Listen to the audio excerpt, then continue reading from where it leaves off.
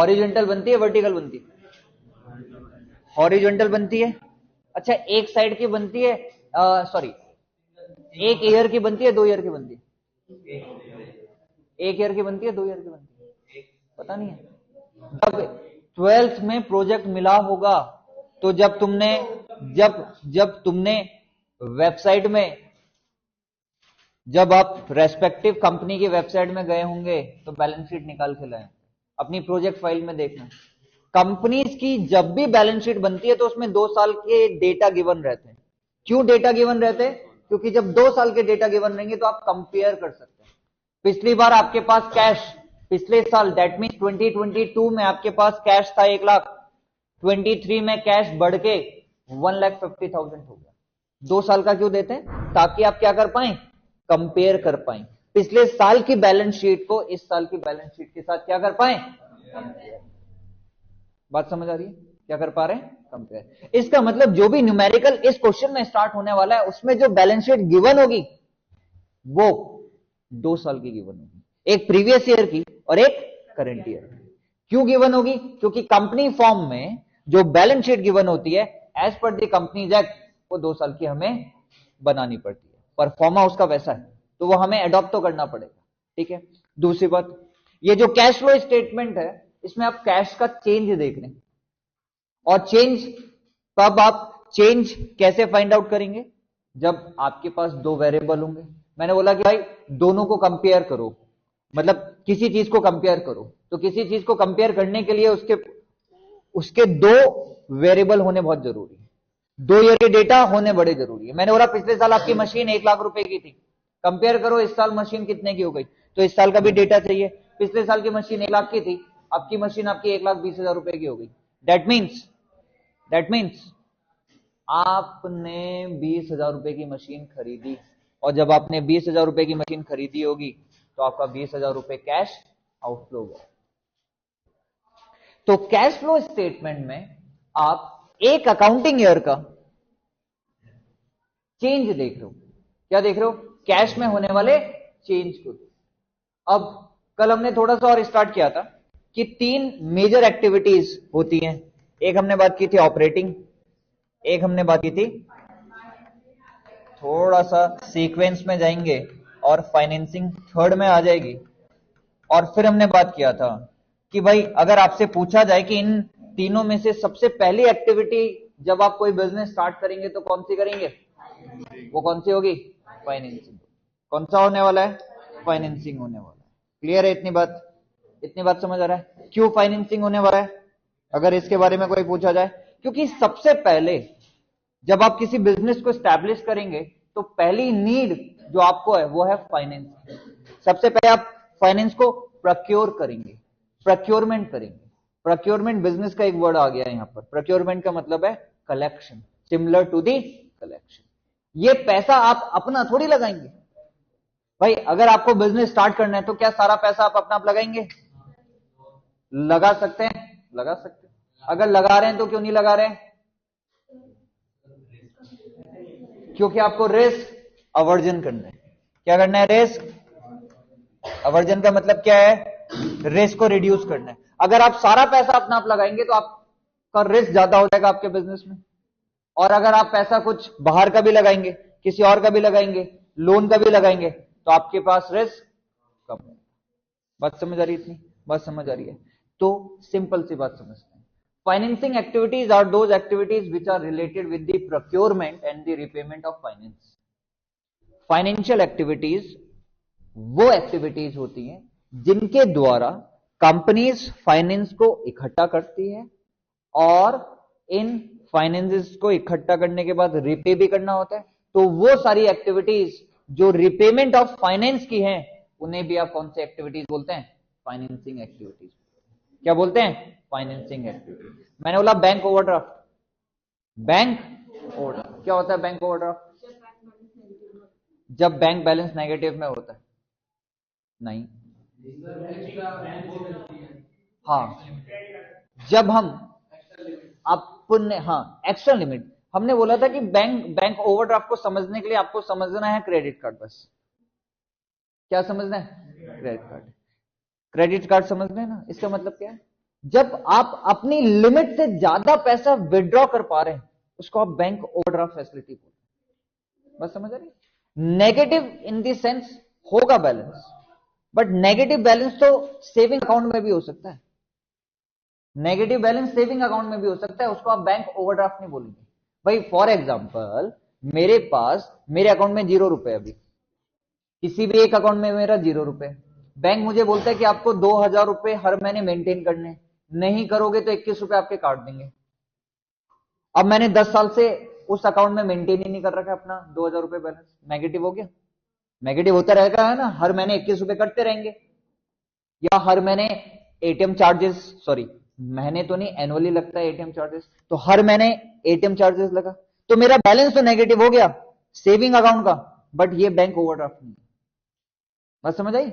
Bank overdraft में क्या हो रहा है, बैलेंस जरूर आपका नेगेटिव हो रहा है, पर नेगेटिव बैलेंस तो सेविंग अकाउंट में हो सकता है। बैंक ओवरड्राफ्ट का मतलब है जब आप अपने अकाउंट से अपनी लिमिट जो आपका अवेलेबल बैलेंस है उससे भी ज्यादा पैसा जब विड्रॉ कर सकते हैं तो उसे बैंक ओवरड्राफ्ट फैसिलिटी कहा जाता है।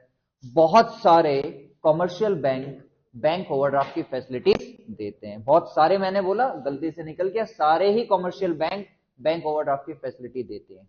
बैंक ओवरड्राफ्ट फैसिलिटी आपके लिए फाइनेंसिंग एक्टिविटी है या नहीं है? आपको ओवरड्राफ्ट फैसिलिटी मिल रहा है, पैसे मिल रहे हैं, तो बैंक ओवरड्राफ्ट भी क्या आपके लिए फाइनेंसिंग एक्टिविटी। डिबेंचर को इशू करते हैं, अगेन फाइनेंसिंग एक्टिविटीज है। शेयर को इशू करते हैं, अगेन फाइनेंसिंग एक्टिविटीज है। लोन लेते हैं बैंक से, अगेन फाइनेंसिंग एक्टिविटीज है।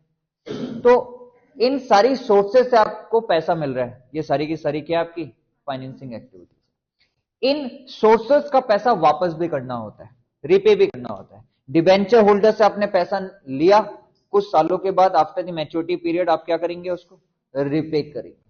तो अगर आप रिपे कर रहे हैं डिबेंचर होल्डर्स को तो ये भी क्या है, फाइनेंसिंग एक्टिविटी। लोन का रिपे कर रहे हैं तो ये भी कौन सा है, फाइनेंसिंग एक्टिविटी। जैसे पिछले साल के कुछ बच्चे थे, एक ग्राफिक एरा गया तो दूसरा वाला भी ग्राफिक एरा चला गया, एक ग्राफिक एरा गया तो दूसरा भी कहां चला गया, वो ही कैश फ्लो में हो रहा है। जिस एक्टिविटीज से आपने पैसा निकाला अगर वो फाइनेंसिंग एक्टिविटीज है तो उसकी रिपेमेंट भी फाइनेंसिंग एक्टिविटी। बात समझ आई? Interest paid on loan, loan लिया था मैंने तो लोन लेना क्या था, फाइनेंसिंग एक्टिविटीज है। लोन पे क्या दे रहा हूं, इंटरेस्ट, वो भी कौन सी एक्टिविटी है, फाइनेंसिंग एक्टिविटी। शेयर इशू किए थे तो शेयर इशू करना फाइनेंसिंग एक्टिविटी था। शेयर्स को क्या देते हैं, डिविडेंड, तो डिविडेंड देना भी कौन सी एक्टिविटी है, फाइनेंसिंग एक्टिविटी। ठीक है। बैंक ओवरड्राफ्ट मैंने लिया था बैंक से, कौन सी एक्टिविटी है, फाइनेंसिंग। तो अगर इंटरेस्ट ऑन बैंक ओवरड्राफ्ट है तो ये भी कहां जाएगा, फाइनेंसिंग एक्टिविटी।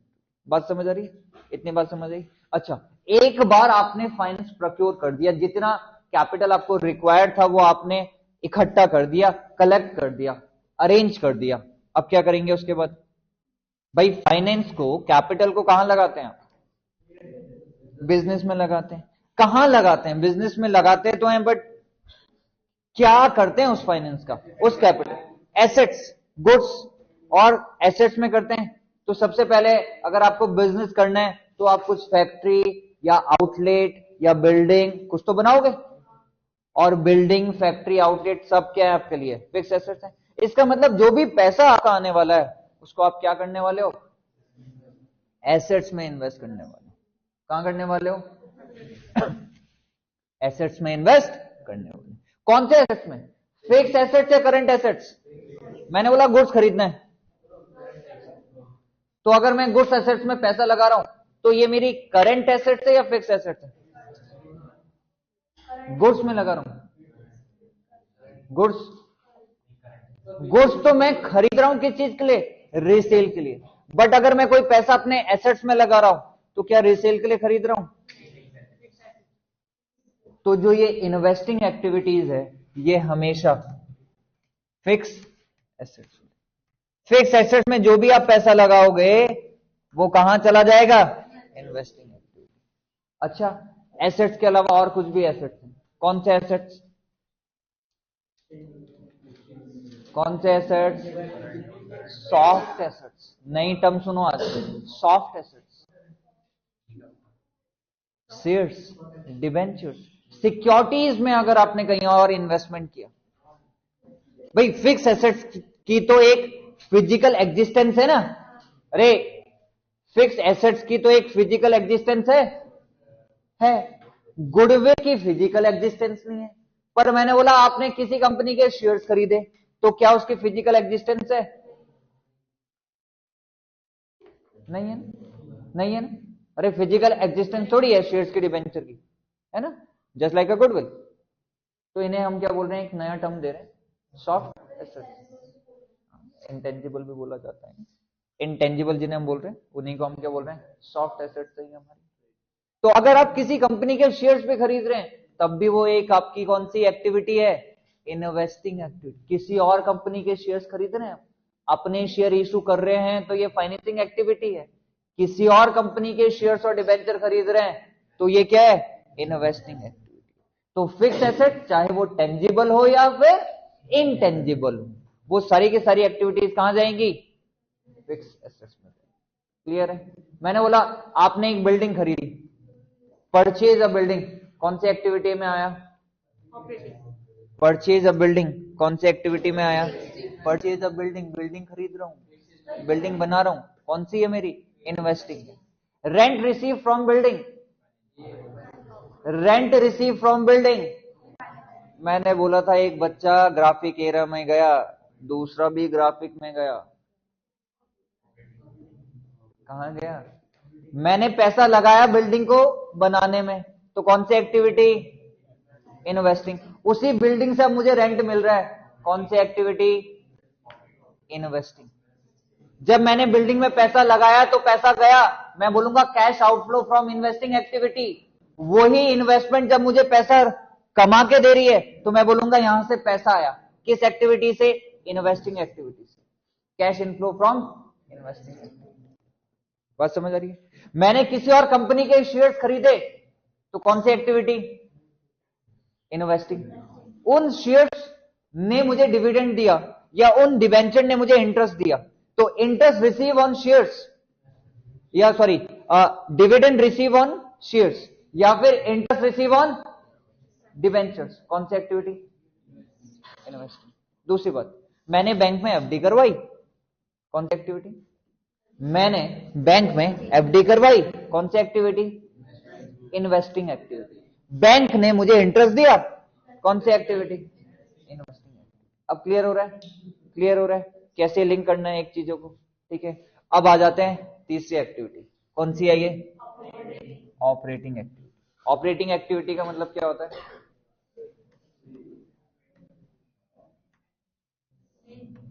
अब जिस चीज का आपने बिजनेस किया था, जिस चीज का आपने बिजनेस किया था अब आप वो करोगे। अगर आपने रेस्टोरेंट खोला है तो आप ऑपरेशन करोगे। ऑपरेशन का मतलब कोर एक्टिविटी। कोर एक्टिविटी क्या है रेस्टोरेंट की,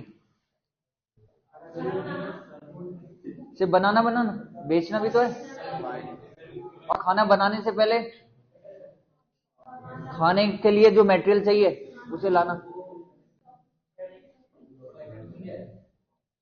फाइनेंसिंग है।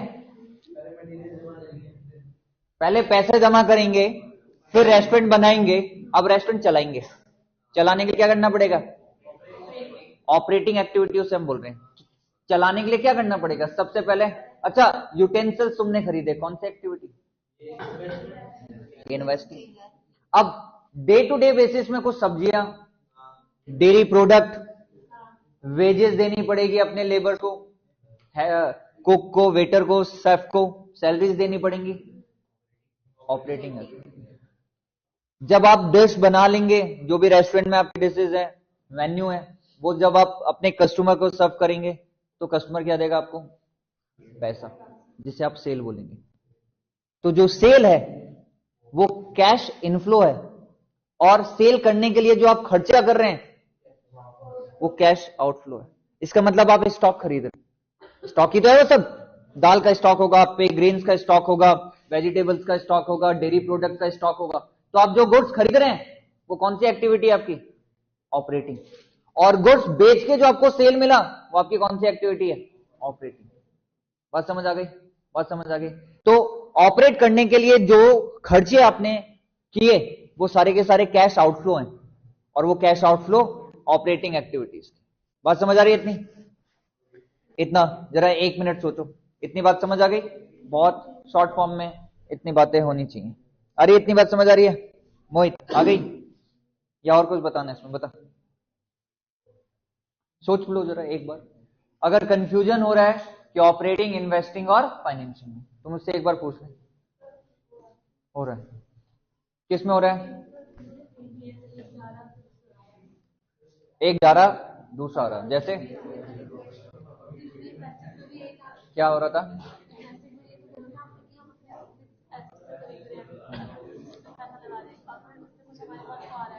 शाबाश। चलो जी, अब जरा आगे बात करते हैं इसमें। अरे अब देखो जरा बच्चों, तीनों ही एक्टिविटीज में कैश आउटफ्लो भी होगा और कैश इनफ्लो भी होगा।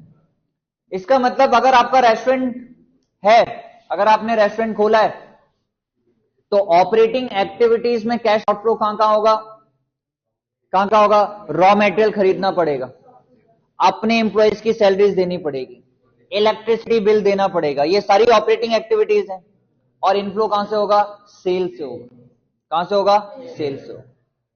इन्वेस्टिंग एक्टिविटी में पैसा जाएगा, फिक्स एसेट्स में पैसा गया आपका, कैश आउटफ्लो है। फिक्स एसेट से जो रिटर्न मिल रहा है वो cash inflow. Financing activity, share issue किए, कैश इनफ्लो है। शेयर्स को डिविडेंड देना है, कैश आउटफ्लो है। दैट मीन्स इन तीनों एक्टिविटीज में कैश इनफ्लो भी हो रहा है और कैश आउटफ्लो।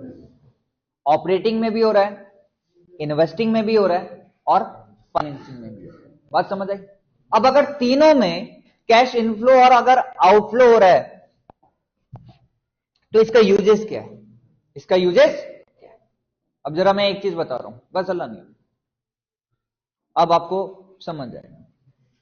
मैंने बोला कौन सी फॉर्म की बात हो रही है? कौन सी फॉर्म की बात हो रही है? कैसे बनती है बैलेंस शीट? सबको पता है कुछ? चलो जी, लायबिलिटीज और कैपिटल की बात नहीं करते अभी, नीचे वाले पोर्शन की बात करते हैं। नीचे वाला पोर्शन कौन सा आ जाएगा? सेकंड पोर्शन किसका आ जाएगा बेटा? एसेट्स का। एसेट्स क्या लिखूंगा मैं एसेट्स में? सबसे पहले फिक्स एसेट्स आती है या करंट एसेट्स आती है? फिक्स एसेट्स आती है। लिख दिया आपने यहां पर फिक्स एसेट्स। जितनी आपकी फिक्स एसेट्स होंगी वो सब इसके 1 2 में 1 2 3 4 आ जाएंगी। बी पार्ट क्या आएगा? करंट। क्या आएगा? करंट। कहां से स्टार्ट करेंगे करंट एसेट्स को?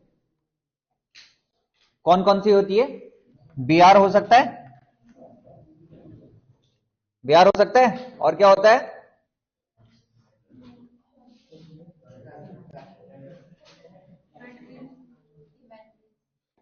इन्वेंट्री या स्टॉक, दोनों एक ही चीज। अभी हम मान लेते हैं इन्वेंट्री या फिर स्टॉक। और क्या होता है? और क्या होता है? Cash and cash, trade receivable. बेटा बीआर लिख दिया, इसमें डेटर्स भी आ गए और ट्रेड रिसीवेबल्स भी आ गए। डेटर्स भी आ गया और ट्रेड रिसीवेबल भी आ गए। अरे ये पीछे सकलानी, यहां देख, एक और चीज जो बचती है वो बच रही है यहां पर, करंट इन्वेस्टमेंट। यहां लिख देते हैं सीए, सीआई लिख देते हैं, कंपाउंड इंटरेस्ट की शॉर्ट फॉर्म हो। अब जरा ध्यान से, अरे पीछे, अब देखो लास्ट जो आपका एलिमेंट छूटा है करंट एसेट्स का, वो छूटा हुआ है कैश एंड कैश। ये यहां लिखा रहेगा, ठीक है जी, यहां लिखा रहेगा। ये फिगर बनेगा 2021 का, ये बनेगा 2022। यहां मैंने लिखा 1.5 लाख, यहां मैंने लिखा, ये आपकी बैलेंस शीट में गिवन है। ये आपकी कहां गिवन है? क्या पता चल रहा है आपको कि 2021 में आपके पास cash and cash equivalent 1.5 lakh रुपए का था। 2022 में कितना हो गया? 2.5 लाख। इसका मतलब नेट इंक्रीज कितना हुआ? पूरे साल में 1 लाख रुपए नेट इंक्रीज हुआ आपका कैश एंड कैश इक्विवेलेंट से। ये जो 1 लाख रुपए नेट इंक्रीज हुआ, ये किस एक्टिविटीज से कितना हुआ, इसके लिए आप कैश फ्लो स्टेटमेंट बना। हो सकता है कि 60,000 रुपए इंक्रीज तो ऑपरेटिंग से हुआ, 30,000 रुपए इन्वेस्टिंग से हुआ और 10,000 रुपए फाइनेंसिंग एक्टिविटीज से। ये 1 लाख रुपए का चेंज आया ना, नेट इंक्रीज आया, डिक्रीज है या इंक्रीज है? इंक्रीज। तो 1 लाख रुपए का नेट इंक्रीज आया आपके कैश एंड कैश इक्विवेलेंट में, ये किस एक्टिविटी से कितना आया, ये चीज आप फाइंड आउट करते हैं किसमें? Cash flow statement. किसमें? Cash flow statement. अब बात समझ आ रही है कैश फ्लो स्टेटमेंट क्यों बना रहे हैं? ताकि आपको यह पता चल पाए कि किस एक्टिविटी से कितना कैश में नेट चेंज हुआ। नेट चेंज पॉजिटिव भी हो सकता है, नेट चेंज नेगेटिव भी हो सकता है। इस केस में यहां पर पॉजिटिव चेंज दिखाई देगा। ठीक है, बात समझ आ गई। अब जरा इसके फॉर्मेट की बात करते हैं। अच्छा, दूसरी बात, ये जो कैश फ्लो स्टेटमेंट है one of the financial statement है जो मैंडेटरी है बनाना कंपनीज के लिए। ठीक है, अब 1 नंबर में जो इसका क्वेश्चन आएगा वो आएगा जैसे आपसे कुछ पूछा रहेगा क्या, कि उसने पूछा हुआ होगा इंटरेस्ट रिसीव ऑन इन्वेस्टमेंट, और आपसे पूछा होगा कौन सी एक्टिविटी है, तो आपने बताना है कौन सी एक्टिविटी है। Interest receive on investment, investing activity है। Dividend paid on share holders, dividend paid on share holders, paid है। डिविडेंड कब दोगे? जब शेयर इश्यू करोगे। कौन सी एक्टिविटी है? Interest receive on debenture, interest receive on debenture कौन सी एक्टिविटी है? इन्वेस्टिंग, रिसीव कर रहा हूं। सैलरी पेड टू एम्प्लॉइज कौन सी एक्टिविटी है? ऑपरेटिंग। परचेज ऑफ स्टॉक कौन सी एक्टिविटी है? तो ऐसा 1 नंबर से आपसे पूछेगा। बात समझ आ रही है? क्या पूछा जाएगा? 1 नंबर से पूछा जाएगा। ठीक है, और ये बात समझ, 1 नंबर का पूछा जाएगा। अब जरा इसका फॉर्मेट थोड़ा सा डिस्कस करते हैं। चलो जी, थोड़ा सा फॉर्मेट डिस्कस करते हैं। There are 2 methods of doing cash flow statement. One is direct method, another is indirect method. आपके सिलेबस में एक ही मेथड है इनडायरेक्ट मेथड, तो हम सीधा इनडायरेक्ट मेथड स्टार्ट करेंगे। थोड़ा सा डायरेक्टली भी बता दूंगा उसके बाद।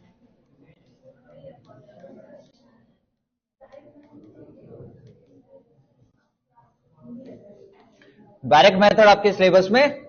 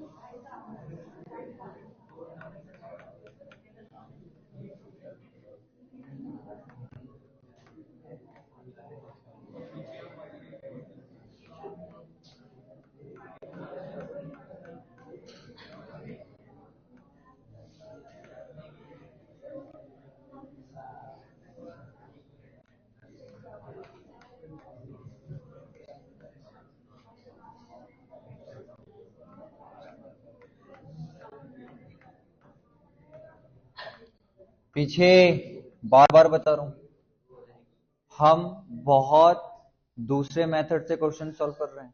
एक मेथड है स्टार्टिंग से, मैं सिखा रहा हूं अब तुम्हें नीचे से। One of the easiest method है।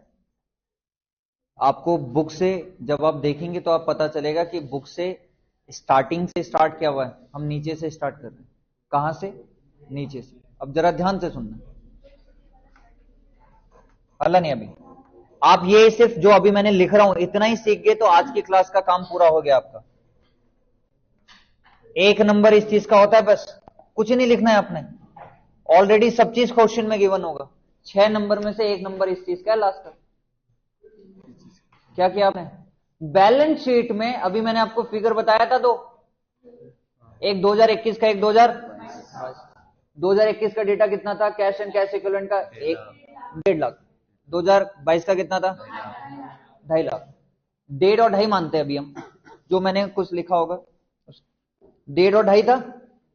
यहां देखो, अच्छा पॉजिटिव चेंज था या नेगेटिव चेंज था? तो नेट इंक्रीज हुआ या डिक्रीज हुआ? सबसे पहला काम आपने कैश फ्लो स्टेटमेंट में ये करना है, आपको फॉर्मेट तो गिवन मिलेगा इस साल, लास्ट में ये कैश फ्लो स्टेटमेंट के लास्ट में क्या लिखना है? Opening cash and cash equivalent कहां दिया हुआ होगा? बैलेंस शीट के करंट एसेट्स के सबसे नीचे। कितना दिया हुआ होगा? ओपनिंग का मतलब क्या है? 2021 वाला। कितना लिख दिया मैंने यहां पर? इसको हटा देता हूं, लिख देता हूं कितना? 1.5 लाख। अब यहां पर क्या लिखा है मैंने? एड या लेस, नेट चेंज। अगर पॉजिटिव होगा तो ऐड करना है, और अगर नेगेटिव होगा तो क्या हुआ था? कितना हुआ था? ये भी तुम्हें पता चल गया? पता ही तो चल गया, क्वेश्चन देख के ही पता चल जाएगा। कितना? क्लोजिंग बैलेंस कितना है? ऑलरेडी दे रखा है। कितना? बस एक नंबर, 6 में से एक नंबर यहां और बता दिया तुम्हें। आज कुछ नहीं करना, भी तो हमने कैश फ्लो स्टार्ट किया ही नहीं। सिर्फ क्या सीखे क्लास में? क्या सीखे? अरे इसी चीज के लिए तो अब कैश फ्लो बनाना है। इसी चीज के लिए क्या बनाना है? अब आपको इसी चीज के लिए बनाना है कि इन्वेस्टिंग एक्टिविटी, फाइनेंसिंग एक्टिविटी और ऑपरेटिंग एक्टिविटी से नेट चेंज कितना आया। अब जरा ध्यान से देखेंगे। ये लास्ट हो गया आपका, ये लास्ट हो गया। अब देखो, a activities cash flows from operating activity, cash flow from operating activity. अब जरा ध्यान से देखना, कैश फ्लोज बोला हुआ है, फ्लोज इनफ्लोज भी होंगे और आउटफ्लोज। तो पहले इनफ्लोज लिख लेना एक साथ, फिर क्या लिख देना? आउटफ्लोज। फॉर एग्जांपल यहां पर बहुत सारे इनफ्लोज लिखे हुए हैं, जैसे इनफ्लोज क्या होगा? बहुत सारे तो क्या होंगे? बहुत सारे तो होंगे नहीं, एक ही तो होने वाला है जनरली। ऑपरेटिंग इनफ्लोज बताओ। कैश इनफ्लोज क्या है? सेल। कैश इनफ्लो क्या है? सेल। यहां पर लिखा मैंने सेल। कितना सेल आया? यहां लिख दिया मैंने सेल आया भाई आपका 1 लाख। अब इनफ्लो तो यही होने वाला है, आउटफ्लो कहां कहां होने वाला है? स्टॉक को खरीदने में, सैलरी देने में वगैरह वगैरह। तो यहां लिखा मैंने कैश आउटफ्लो। मैंने बोला 20,000 रुपए के गुड्स खरीदे आपने, 20,000 रुपए की सैलरी दी और 10,000 रुपए के अदर एक्सपेंसेस दिए। क्या दिए? 20,000, 20,000 और 10,000। अब मुझे बताओ, ऑपरेटिंग एक्टिविटी से पैसा इनफ्लो कितना आया? 1 लाख। गया कितना? नेट चेंज कितना आया इससे? ये 40 यहां लिख देना है। ऐसे ही क्या करना है? बी वाला एक्टिविटी, बी कौन सी है? इन्वेस्टिंग। उसकी भी कुछ इनफ्लोज होंगे, कुछ आउटफ्लो होंगे, उसका भी नेट चेंज आया। फॉर एग्जांपल उसका नेट चेंज आया 40, उसका भी आया। फिर फाइनेंसिंग एक्टिविटी है, उससे भी इनफ्लो है, उससे भी आउटफ्लो है, उसका चेंज आया। तो ए में ऑपरेटिंग एक्टिविटी, बी में इन्वेस्टिंग एक्टिविटी, सी में, तीनों को जोड़ेंगे कितना आया? यही तो आया। बस, तो ये ब्रीफ में ऐसा बनने वाला। बात समझ आ रही है? ये इसका एक इंट्रोडक्शन। बात समझ आ गई इतना? अब इसको क्या करेंगे पूरा?